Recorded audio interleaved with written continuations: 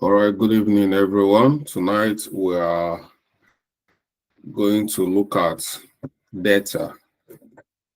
Last time we looked at data science and data analysis, the difference between data science and data analysis. So we use that to set the foundation, and by now everybody should know the difference between data science and data analysis. That's the basic foundation we need. Now we can differentiate the two, the difference between the two. It's now time to dive into the data to understand what data is all about. What is data? Everything we are talking about is data. Or I know so many of us might not really understand data, or you might have been understanding it from one perspective or the other perspective. Tonight, I want you to understand data from my own perspective, what I believe is data, and what I believe is the general acceptable or accepted definition or general view about data. What is this data we are talking about? So let's dive in and understand what data is all about. By the end of the class, we should be able to say what data is all about, say different types of data, what data can be, where data can be used, and things like that.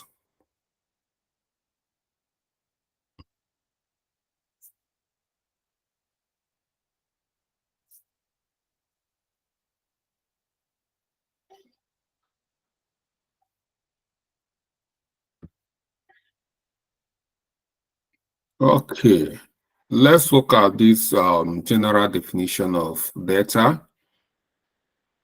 Data refers to raw facts, figure, or information that are collected for analysis or reference.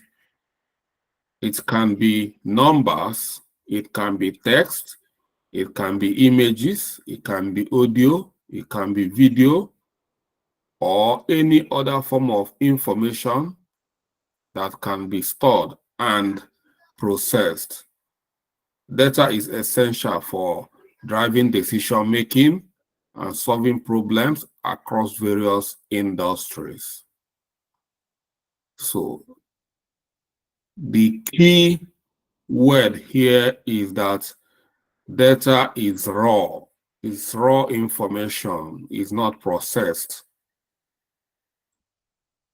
Information is a data that is already processed, but it's raw. That is raw information. Is not processed. That is the key point here.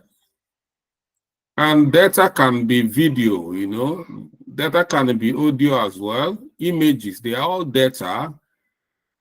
Text can be data, numbers, they are all data. It can be arranged or unarranged, it can be in a table, it can be structured, it can be unstructured. We are coming to that.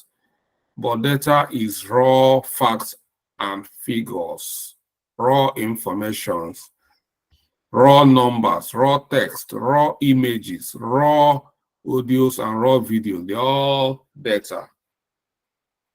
Okay, what are the key points about data? Like I said, is raw information, unprocessed facts that have yet to be organized or analyzed, used for analysis. When processed, data help provide insights, and from there we can make decisions.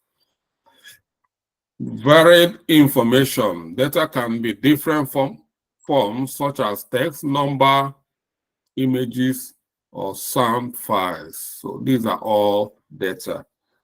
And because it's raw, it's unprocessed, that is why companies are looking for you to help them to process this unprocessed information, this raw information. They want you to help them transform it into an information that can help them to take decision. You can see that a data analyst is really a high profile member of an organization. You help them to understand their asset. Data is an asset to the company, but they cannot, just like, let's say data is like a gold. It's like a raw gold. You cannot use it until it's processed. Just like gold, everybody know that gold is very valuable, but you cannot use raw gold until it's processed. And when it's processed, it's very prized product. Now let's look at types of data. We have different types of data, and it's very important we understand these different types of data.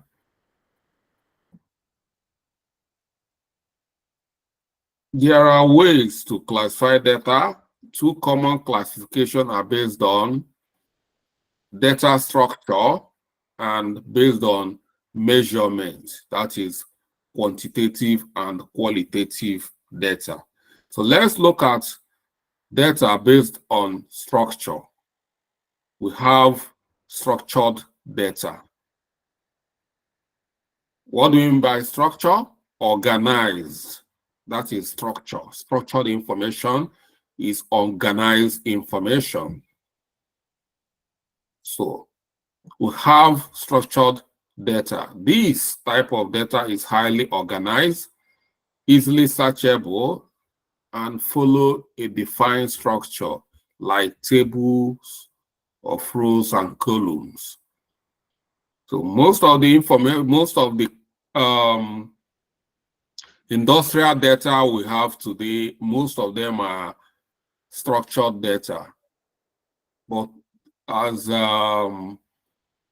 of today, this social media, the advent of social media have brought about of so many unstructured data within the industry today. So let's look at this structured data. Structured data, like I said, data that is highly organized. Example of a structured data is sales data in a spreadsheet. A retail company keeps a record of daily sales with columns for date, product, quantity sold, and price. That is an example of a structured data. Most of the organizations, not all, I say most, not all, this is the way their data is looking. It's structured, but so many of them are not processed. It's structured, but it's still raw. Then we have another structured data. We have employee data. So we can see here in a company, we have sales data and we have employee data. They are all structured data. They are all organized data. Most of the time, they comes in a table, in a row, and column.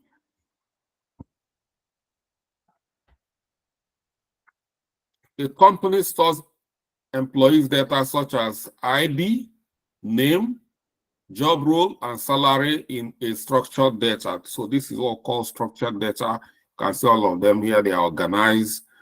You know, every employee, you have the employee ID, you have the employee name, you have employee role, you have the employee salary. It's very, very structured. It's very organized. Then in products here, you can see we have a product, the date, product name, quantity sold, and price.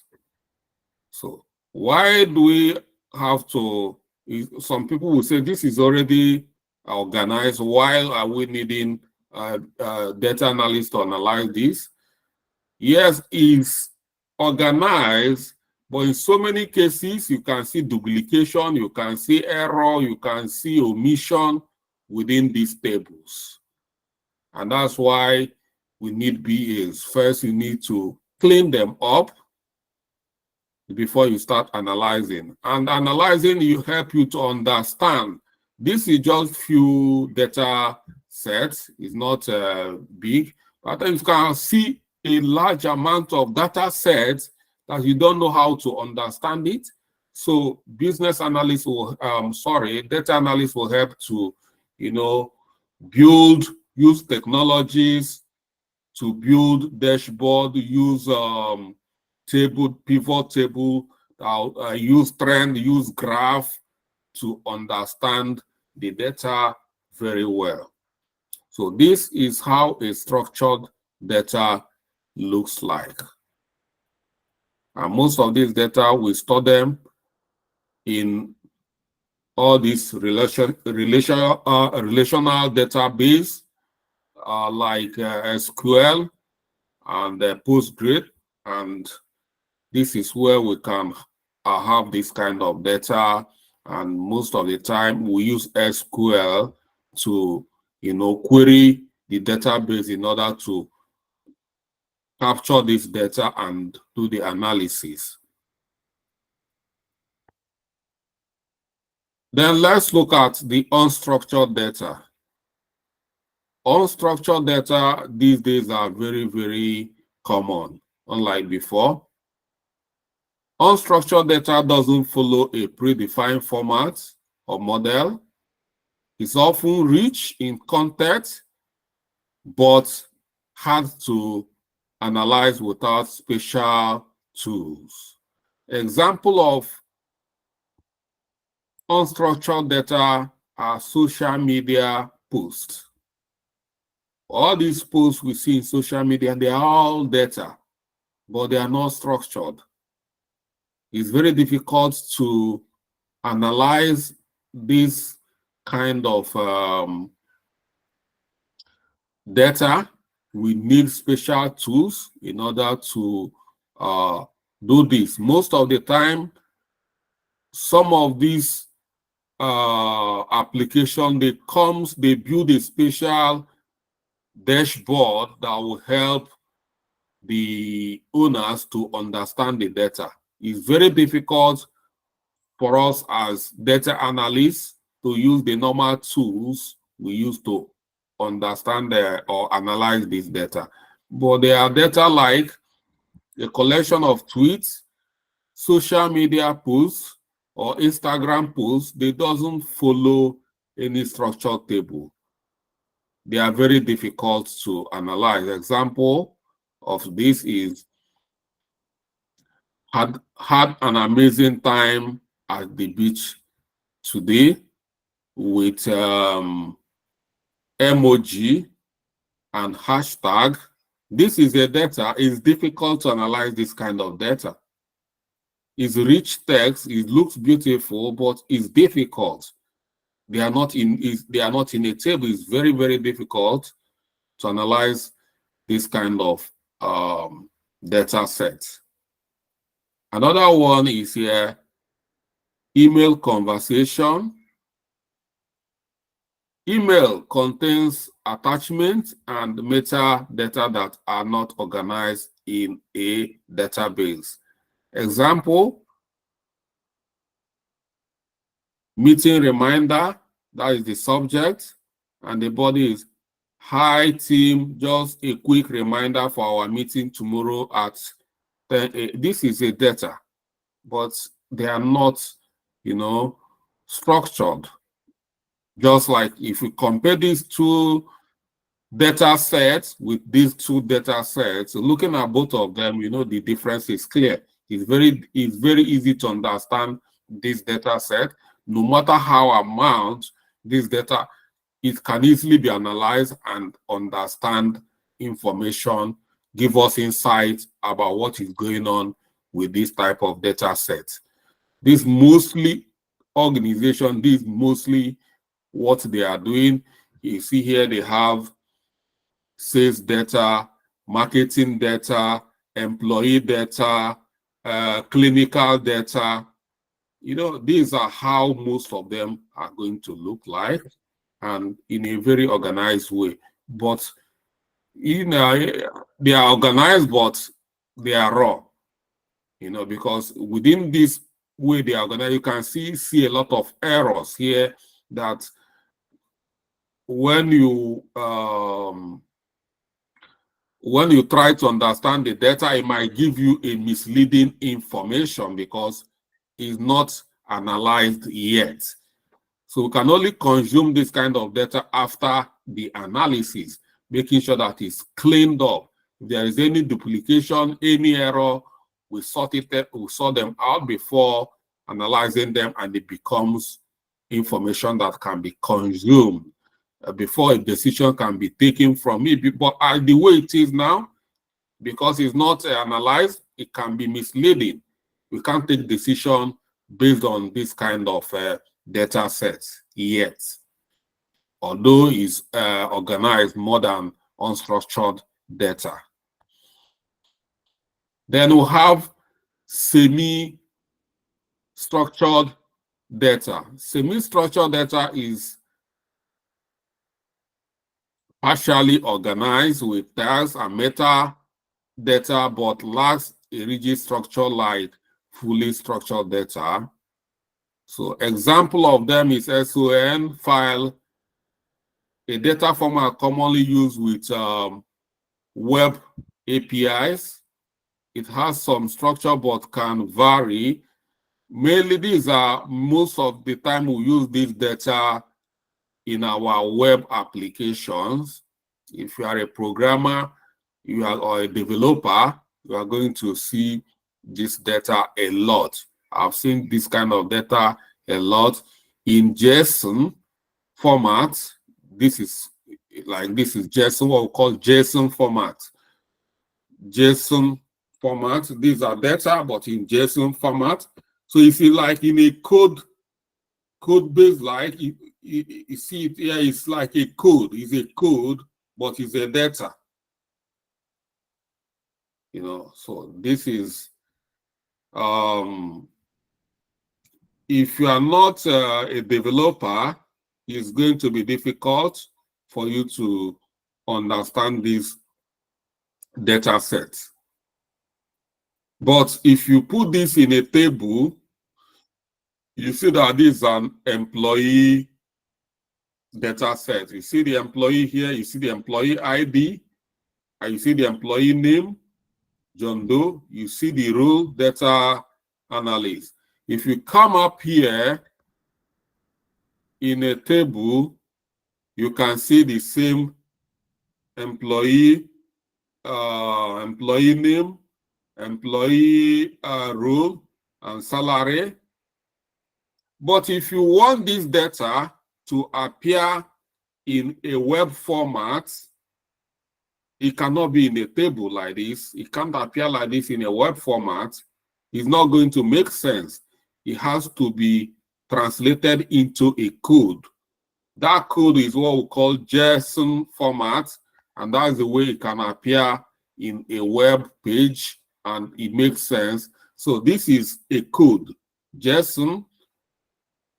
So with this can appear you can read it in a web format. So that's what we mean by unstructured data, semi-structured data.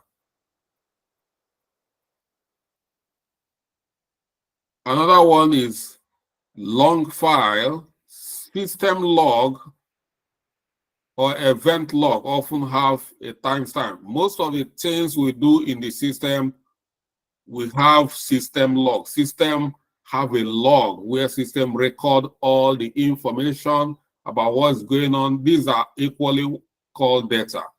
For instance, if you are using the web application like this, every system have their log. They log every activity you do. That is what we call history. For instance, you click here, You come down here, you see history here. They are all data. If you click here from the history, you see from here, you can see all the history of all the browsing I've been making. They're all data, you know, and with dates when you visited every. So this is what we call log files. So some of all these things are equally data. They are not structured, but they are semi-structured as well. So this is the difference. So we have three different types of data. We have structured data, we have unstructured data, and we have semi-structured data. But in the industries, most industries, this is how their data is like, because of the database they are using. Because of the database they are using, this is the kind of data you are going to see where most time when you are going to be. Let's go up here. You see this databases. These are the databases. You see MySQL, you see PostgreSQL, you see Microsoft SQL. These are databases. You see all SQL. So this what we call relational database. You know, because of the relationship with the data, will come to that relationship. All this data, they are related in a way. So we call it relational database. And that is what is almost all the organization. Only few organizations where you can see this unstructured data are maybe social media companies like Facebook, Twitter. This is where, and some of these Facebook, Twitter, some of this unstructured data, they have a special place these data are stored, like Firebase. If you go to Firebase, you see Firebase, Google Firebase. They store a lot of all this unstructured data. Most of these applications, like social media, their database is within Firebase or similar application. So, but all the structured data, you will get them within this either MySQL. That's why it's important that you, as a data analyst, must understand this SQL. I've said it before. SQL is the language for the data analyst. This is what you use. SQL is what we use to query these databases. And when you query these databases with SQL, you should be able to extract the kind of information you want from the SQL. You can use SQL equally to inject data into this database. So SQL is called structured. Like we see, structured query language. Structured here means structured data. They are querying this database, and the database contains structured information, structured data. See, structured query language. So that is MySQL, PostgreSQL. They are all SQL database, but Postgre, Microsoft, these are different companies that have these different databases. So that is where we are going to be focusing most. This structured data, to understand how to query, extract information, analyze this structured data. So this is structured data, and this is unstructured data, social media. And then this semi-structured data, this mainly for web application, to some of this information we read on the internet. You are browsing a website, you are clicking, you are seeing information, you are seeing the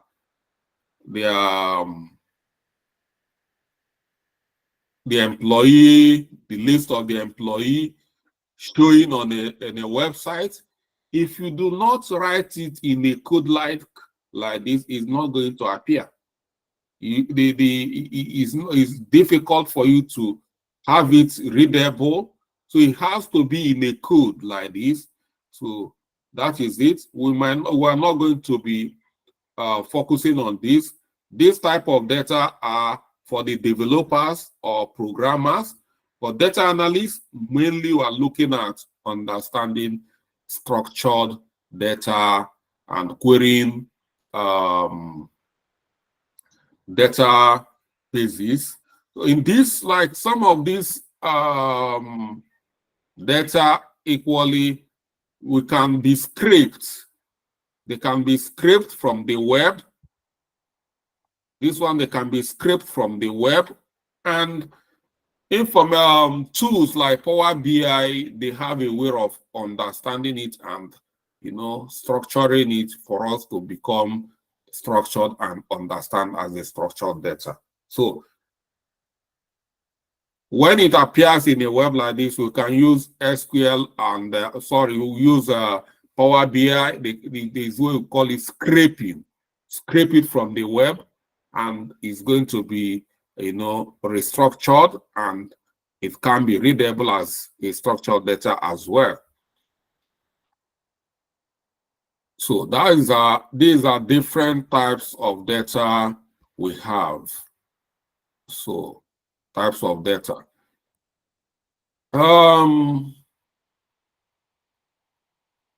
Before we move, let's look at if any of us have information based on types of data we have based on structure. Well, the first type is based on structure, data structure. This type of data based on structure. Then we are coming to type of data based on measurement. So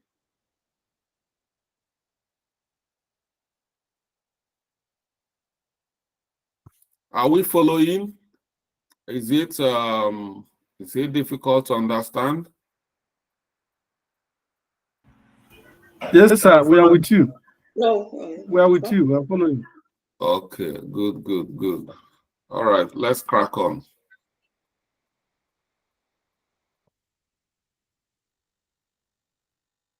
Okay. We have another type of data. The first one is based on structure, based on whether it's structured, whether it's not structured, whether it's semi-structured. That is type of data as well. Then we have another way, call it type of data as well. Data can be based on measurement. We have quantitative data and qualitative data. You know, some of us that are statistics students, you can tell us more about qualitative and quantitative. I think somebody said he's a statistician. Who among us here say he's study statistics? Ephraim. Okay, you know what when we talk about quantitative and qualitative information or data. Yeah. So yes, sir. It's matter statistics. Okay. Let's look at quantitative data. Quantitative data is numerical and can be measured. It answers questions like how much, how many, how often. It's more of quantity. So that is the quantitative. Let's remove tative. If it's going to confuse us, you can remove tative. Let's just say quantity. So from quantity, you know it's about measurement. So quantitative data is all about measurement, data that can be measured. So based on how many of these, how much of this, how often of this is it. So types of quantitative data: A, discrete data, data that takes specific separate value. Example, the number of students in a classroom. There are 20 students in the classroom. See, here is number, quantity. Then you have continuous data, data that can take any value within a range, often including decimal. Example, the height of a person. John is 1.75 meters tall. That is it. With this, you can see that it's all about the amount, measurement. Like if you see this one is measuring the height of John, and this is measuring the number of students. So it's based on quantity of the data. So that's what we'll call it quantitative data. Then we'll have qualitative data. Qualitative data is descriptive and non-numerical. Before you can say that something is of quality, that is qualitative, you need to describe it. You don't need numerical, you don't need number. It captures attributes, characteristics. How do you say something, describe something based on quality? It can be of its character. For instance, say poor, rich. You see, this is kind of descriptive to quantify the richness or the poorness of an object.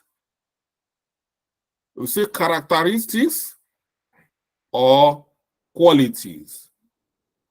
Types of qualitative data. Nominal data, data that represent categories with no specific order. Example,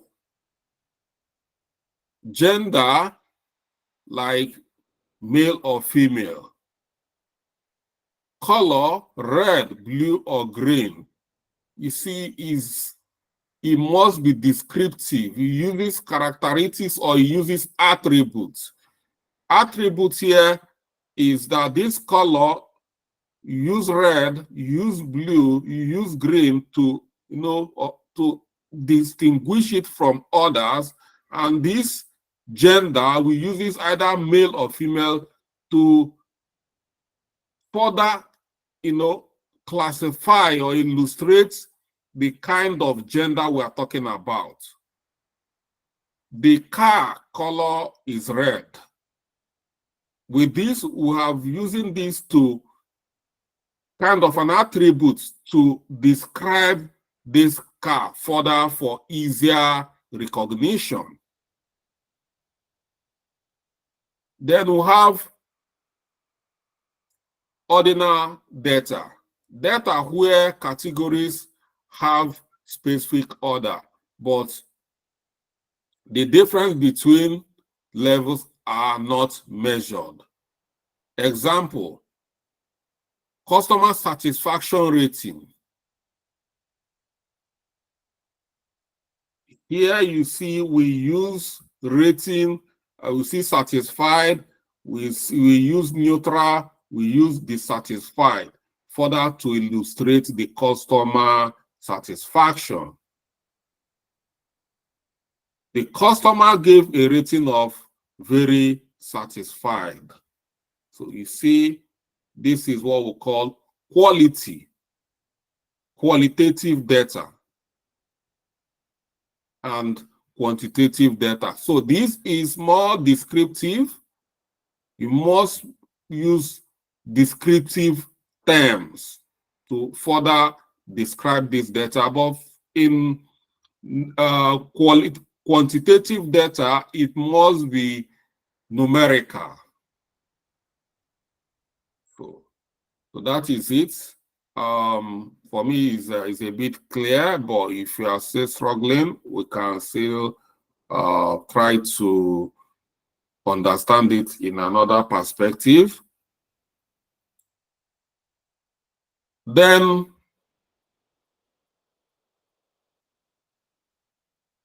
are we okay with this data based on measurement, that is quantitative and qualitative data?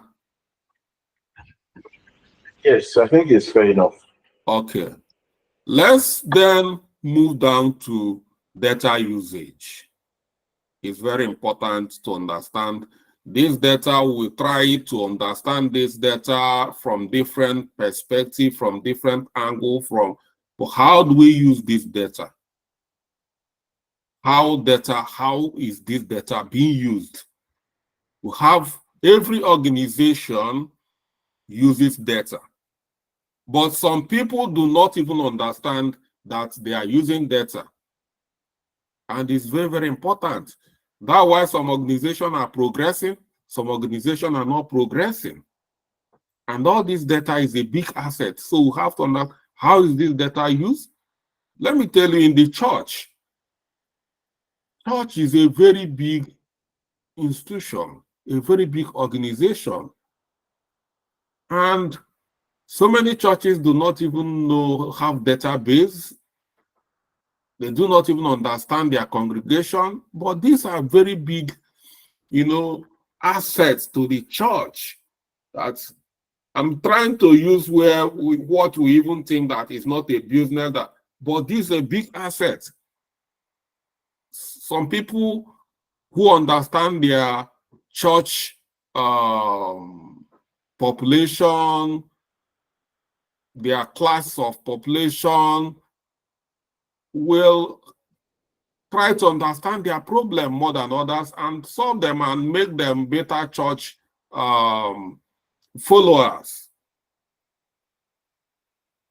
We have retail companies, we have banks, we have hospitals. These are different places we have data. In bank, all of us are bank customers. We know that they need our customer data in bank. We have financial data. Yes, these are where this data is domiciled, and so many of them are not understanding this data so much. In retail today, why I think our place, Nigeria, is not moving forward, because so many of these businessmen do not even understand what they have. They don't even understand their customers. They don't. So many of them, it's only when they see you, or they remember you. Once you buy something and go, it just ends that way. But here, even visiting an e-commerce website, that website will recognize you and continue to follow you, track you. And they'll start monitoring your behavior, your buying behavior. And from monitoring your behavior, they start telling you what they have that you might like. And you see that what they are telling you that you might like, that you really like them. That is data. Understanding customer and then follow them. You can only get all these things through data analysis. Okay, let's get to understand data usage. Data is used across many fields and industries to inform decisions, solve problems, innovate, and innovate. Below are some of the examples of how data is applied. We have a business and decision making, where data is used for business and decision making. That's number one usage. Business use data to make informed decisions that improve performance, efficiency, and profitability. Example here is sales data. How is data used here? A company tracks products sales over time to identify trend and adjust marketing strategy. That is number one usage. Example, sale of t-shirt increased by 15% last month after promotion. It means that that promotion is good. If after the promotion and they monitor the sales and there is no increase, it means the promotion didn't bring anything to table. And at this point, will you continue to use the promotion again? No. It needs to be readjusted before going for another promotion. But a promotion that brings 15% increase after 1 month, then you need to, monitor, re-strategize that promotion for better growth. You see, it means it's showing that the company's strategy, marketing strategy is on the good path. So you see, and how do you come about is through understanding data, analyzing sales data, and identifying the trend. That is it. Business and decision making. That's how so many organizations, most organizations, what they are looking for you is to help them understand the trend, sales trend, and adjusting the market strategy. Most companies, they are looking for you for that. Then we have customer data. A retail company analyzes customer purchase behavior to personalize marketing campaign. So you see here, it's all about sales data, customer data. You are the king. Everybody's trying to understand what you do, how you behave, your buying pattern, and they need to understand that so that they know what to do. And they cannot achieve that without first trying to analyze your purchasing behavior. If you go to Amazon to make purchases, they'll be following you. They are designed in such a way that we call it cookies. They collect all these cookies. Anything you do, the website will use machine learning as well to do that, to capture all the even clicking a product means that this product you are clicking, it means there is something to it. You must have, maybe you like it, but you don't have enough money. So they store all this, and over time, they will be bringing promotion about such product you clicked. That is what we call customer behavior. And when you are buying, things you buy, there's associate product, complement product that goes together. When you are buying a tea from Amazon, that is, they are monitoring your behavior. You buy a tea, well, they say you are buying a tea, you are going to need a sugar to take that tea. Next thing you see, promotion. They started discounting the price of sugar for you, trying to seduce you to buy. So this is what we call analyzing customer purchase behavior to personalize their marketing campaign. Because you are buying sugar, they are now discounting on, you are buying tea, they are now discounting on sugar, knowing that you are going to buy. If you are buying a laptop, what is the next thing? They know you are going to use some of this application or laptop bag, every laptop accessories.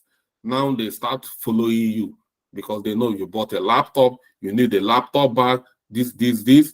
Like here you see, customer who bought laptop are likely to buy laptop bag. So that is it. They try to understand your behavior. So this is how data can be used to help organization make sales grow, because they understand their behavior. Okay, let's crack on. We have data usage based on scientific research and development. We use data for scientific research and development. In scientific research, data is collected through experiments and observation to test hypotheses and develop new solutions. So you see, data is now using data for testing, hypotheses, building pilot product, or that is what I mean, hypotheses, and then help them develop new solution. The data they collected, they can use it for testing. Once after testing, in most cases, this is what we call proof of concept. You try to build a pilot phase of a product or solution, testing it out. Once it's working, then it can be rolled out as a new product or as a new solution. Most of the time, this is happening in a medical field. There's a lot of scientific research going on. They keep on testing a lot of medication. You see, it can even go for years. They are doing a lot of testing before finally they release it and it becomes good for human consumption or treatment. In medical research, example, clinical trials gather data on effects of a new drug to determine its effectiveness. The new vaccine showed an 85% success rate in the trial. So when it's showing 85% success rate in trial, this is, a good advancement.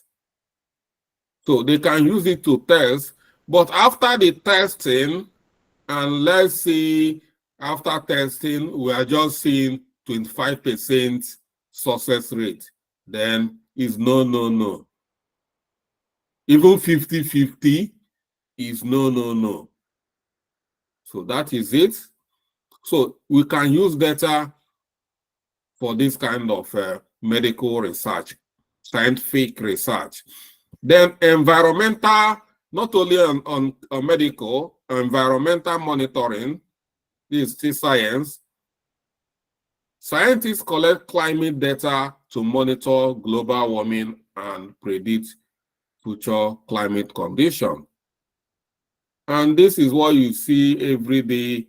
How do you think all these people that are predicting that is going to be, you see them the way they are doing it, they have been testing this data they collected.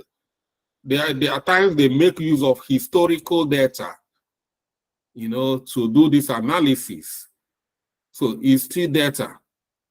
historical data. They make use of historical data a lot to understand the pattern. All these people in the environmental, they call it meteorological. These people, meteorology. But you people should understand the people I'm trying to talk about for this climate change and things like that. So they collect data over time and use this data to understand, make predictions. For instance, average global temperature have risen by 1.2 degrees centigrade over the last century. So is data, these are scientific data. We apply this and other places we use data a lot. And data is very, very valuable assets to organization. Okay, let's look at marketing and advertisement. Marketing and advertisement. This one is very common these days. Marketers rely on data to target specific audience and optimize their campaign for higher conversion rates. Example, web analytics, tracking the number of visitors to a website, where they come from, and what action they took. Like I said this at the beginning, once you visit a website, they start following you. You know, every action you take, everything you click, they are collecting this. It's called web analytics. You know, like Google Analytics is very good at doing that. If you are using Google Analytics, any drop of water on your website, you understand where the person is coming from and things like this. These are understanding the traffic and analyzing the traffic. The website received 10,000 visitors last week, with most traffic coming from social media ad. So with this, you know where your target audience are or where your potential customers are. For instance, if I have a website or I have an e-commerce, and I see that most of the, let's say 80%, even 70% of the traffic on my e-commerce platform is from Facebook, I will move all my marketing strategy to Facebook, because this is where I don't need to wait for them to come again. I will go there and meet them. So this is what data can do for you in terms of marketing and advertisement. Another example is ad targeting, using user data to show personalized ad on platforms like Facebook or Google. People aged 18 to 25 in London are more likely to click on ad for smartphone. This is for marketing. So you can see what data can do for marketing and advertisement. This is another type of, this is the third usage of data. You can see that data can be used in so many ways. We are not going to forget about government, how government use data. Let's look at government and public policy. Government use data to guide policy decision, allocate resources, and improve public service. Example, census data. Population data help the government in allocating resources for infrastructure, healthcare, and education. Example here, the census show that 50% of the population is under the age of 30. That has given government insight about the number of population. Looking at that, they know whether the population is aged people or young people, and how to manage that population. Health data under government. Government monitor data on diseases to inform public health initiative. Example, flu cases increased by 20% last winter, leading to a vaccination campaign. You see how government can understand, make use of data. Once they understand data, you see it helps them to take quality decision. When government is promoting vaccination, they must have seen something. That's why, because they don't want more cases of flu. This is it under government and how data can be used. So this is just to give us an insight how data can be used. Preparing our mind, we need to know data can be used everywhere. This is just a few lists of them. We're not talking about banks. We're not talking about so many places. Education, data is everywhere. We use data a lot. Let's look at the most innovative technology today, and this is artificial intelligence and machine learning. All these artificial intelligence we are looking at, like ChatGPT, Google Gemini, and the rest of them, they are not doing any magic. I'm telling you, they are not doing magic. They are just making use of data. This call it predictive data. Some of them, based on the data we have at their disposal, they can make predictions.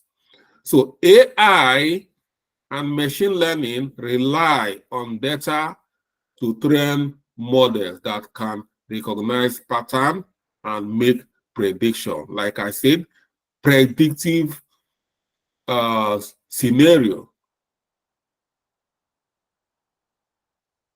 Example, image recognition. Training, all this AI we see, they are trained. They train them to behave in a certain way, using data, recognizing data. Training an AI system to recognize objects in picture, like identifying a person in a photo. The AI system correctly identifies 95% of the images as containing a cat. Another one, predictive analytics, using historical data to predict the future, such as sales, forecasts, or stocks. This is where the magic comes in all these financial institutions, predictive analytics. You see, in stock market, forex trading, all the bitcoins, what they use there is what we call predictive analytics. They use historical data. If you are into forex or you are into stock trading, you know what I'm talking about. Most of the things we do there is based on historical data. You monitor the trend over, you know that over a period of time, if trend is following this pattern, over a period of time, it will change. If you know that when there is a downturn in a stock market, some of them that knows it very well, over time, it start going up. So they train some of these machine learning and AI, which they are even using today for stock trading. They rely on historical data. So when, based on their recognition, when they say that the stock is about to rise, it's because they know the history, the pattern of this stock. And when it's about to rise, it starts rising because who are those stocks? They are human beings that are trading that stock. They are not, they have been reading the pattern. When there is a rumor or shock in the market, they start falling. People start selling their stocks. So this is what they have, over the time, they must have seen this shock. When a particular news goes out, it starts affecting the market. They know such news, they must have monitored such news over a period of time and know that whenever such news is released, if such a news is released, for instance, the news is negative, it must affect the market in a certain way. If the news is positive, it must affect the market in a certain way. And it has been happening all over again over the past 20 years. And it will continue to happen. So that is what we call predictive analytics, relying on historical data to predict the future. So this is where data can be used. Data usage, the different area data can be used.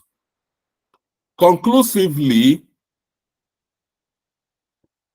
understanding the type of data and how they are used is foundation to the field of data analysis.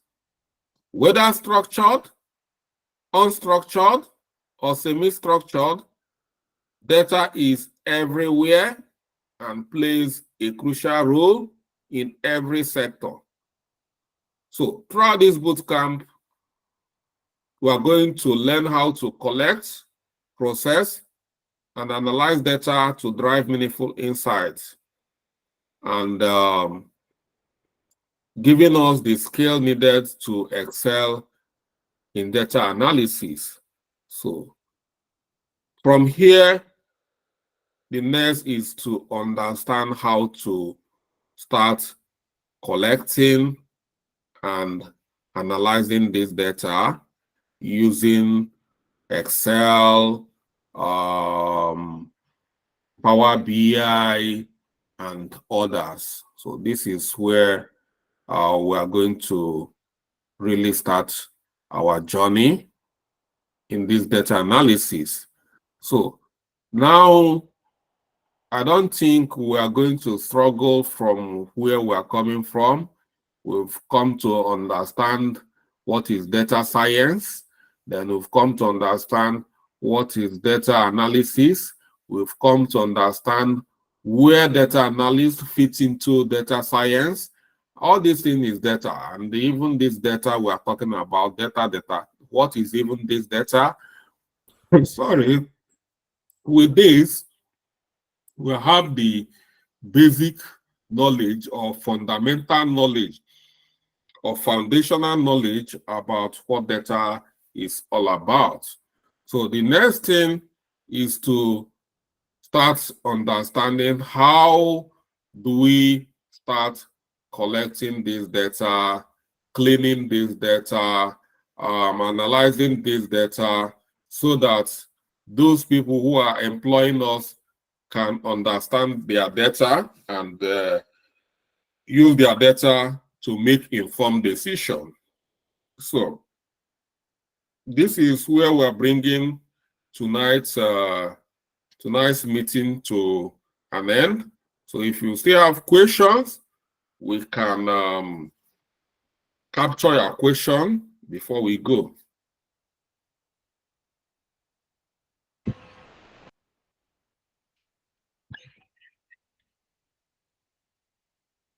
Okay. Dotun, Coca. Yes.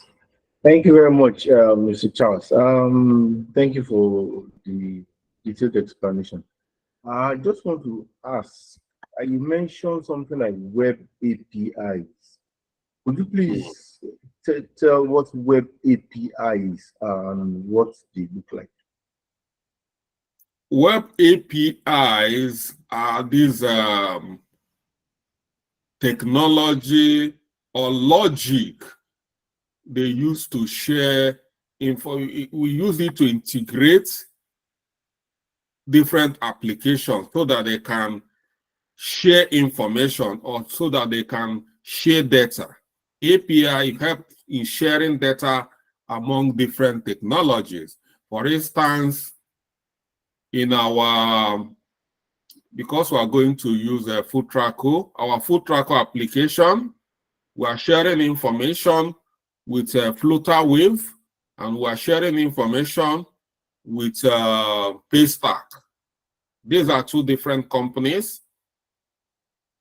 A third-party application from FoodTracker application. We share financial data. We share customer financial data with FlutterWave and Paystack. But if we do not have API system, a logic, a code that connect them, is just like connecting them together, a bypass where these two applications can say we agree to share certain amount of information. We agreed on the information we are going to share, these two companies is going to share. So that is a bypass gateway where this information can be shared. That's why at times we call them payment gateway. So we share payment information between these two companies.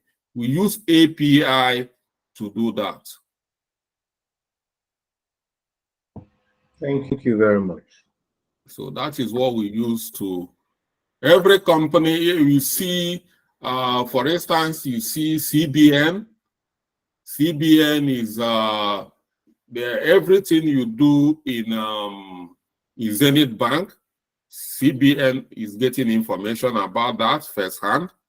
Is because CBN and the Zenith Bank system is integrated. They are integrated using API. And that is what in business analysis, that is what most of us in business analysis, what we are doing. We're integrating different applications for data, seamless data communication, sharing information, and things like that. Why did they come into data analysis? Because they are sharing data. Data is what they are sharing. Not every information is data. So that is how it come about here. So, and to do that, we need to do what we call data mapping. You know, mapping the kind of information that need to be shared. We need to agree on the amount of information we are sharing. Outside that, we can't share any other information. For instance, if we agree that what we are going to be sharing with FlutterWave is customer data, bank card, and things, we identify what we are sharing. Within the code is called logic. All this code, we call it logic. We create a logic on what amount of information to be shared. And you see yourself, if you want to buy, place order, buy food from FoodTracker, you place order, it will process, take your bank payment, and then success. Before you know, they deliver your food, take money from your card. It's because they have agreed to do that. So that is how it works. And then within Paystack, they themselves, they have certain information they have, you know, agreed to share with every bank. So this is called a web of network going on. For seamless communication, call it data communication. And to achieve this, complex data communication, we need technology like API, where we are going to be creating agreement to be sharing all this information. Without API, it's not possible to share this information. So API is technology or logic for this seamless communication.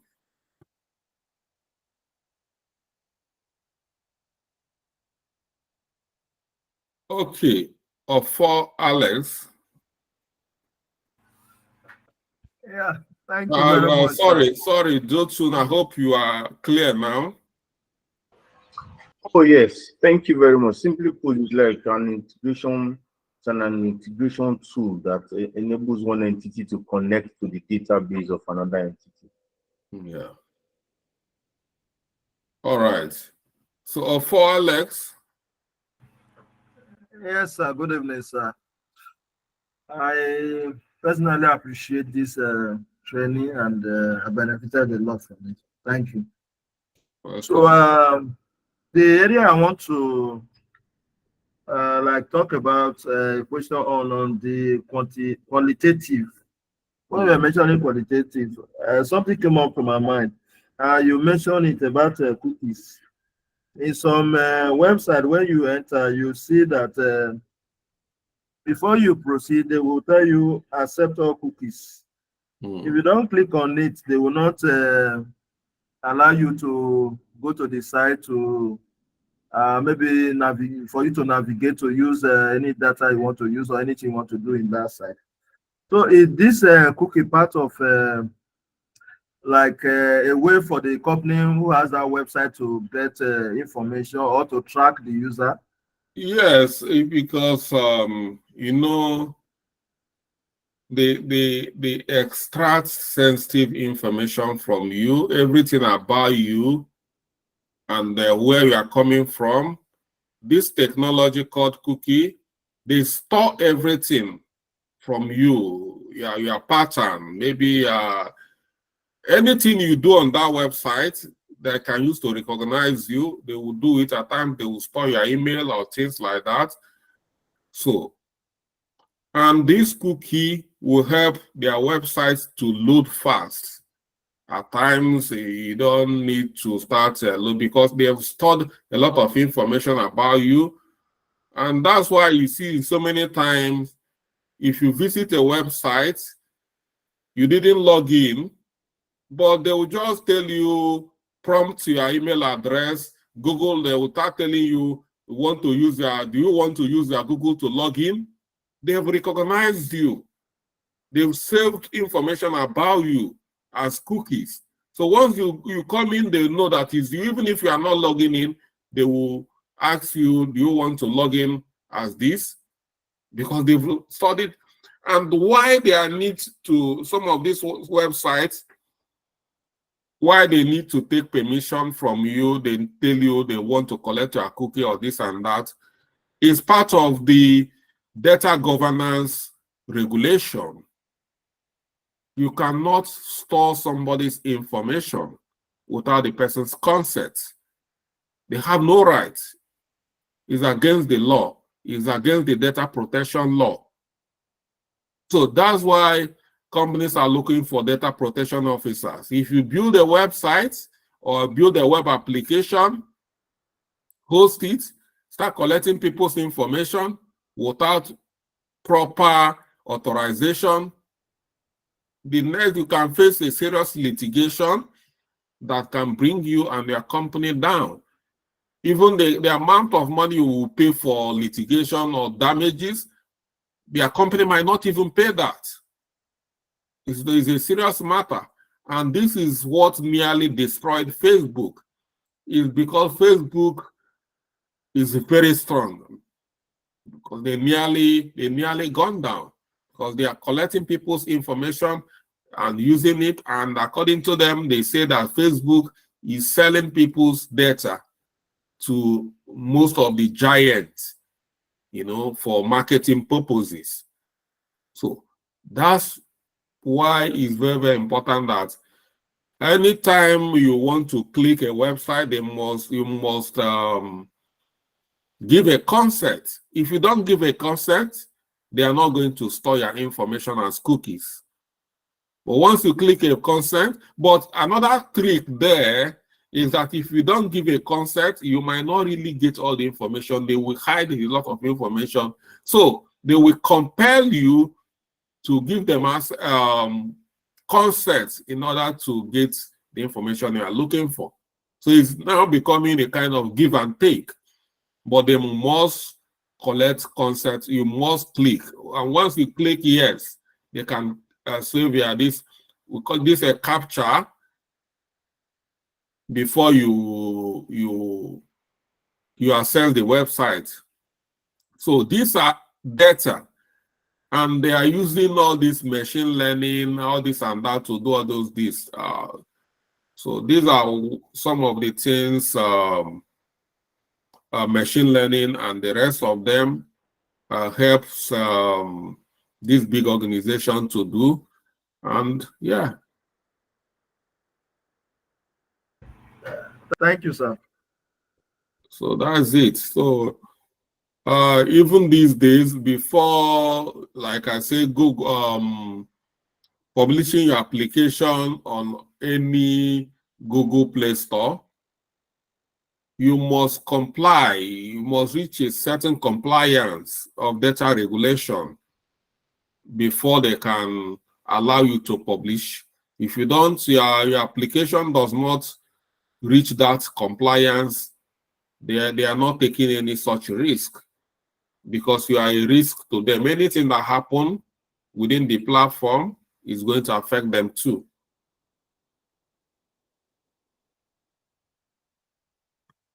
So data management, data regulation, data safety protection is a big issue these days.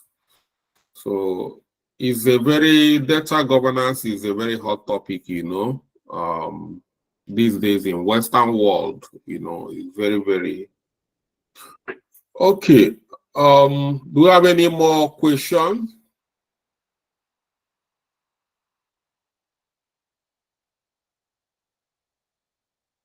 Okay, I think at this point we have set a good foundation to start our journey as data analysts. So these lesson notes, like every other content, they're all in the web course portal, both videos and the course materials, course notes. So this one as well, we need to, as we just upload the video, we will put the course note there. So I encourage you, go through it again, so you become more grounded, help you to be more grounded. And once we are a bit grounded, it will help us to flow as we'll try to understand how to collect clean data and start modeling and visualization. So thank you, and I'll see you soon. Thank you, sir. Yeah. Thank you very much. Thank you. Yeah. Thank you, sir. Thank you so much. Thank you. Thank you. Good night. Yeah.